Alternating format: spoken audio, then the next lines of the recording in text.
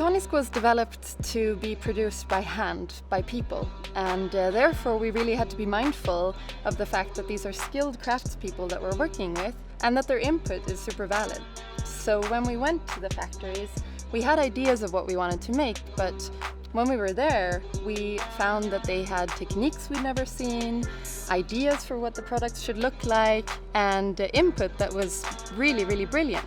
All these women being artisans and working with the banana fiber here in India, that they all own this company together.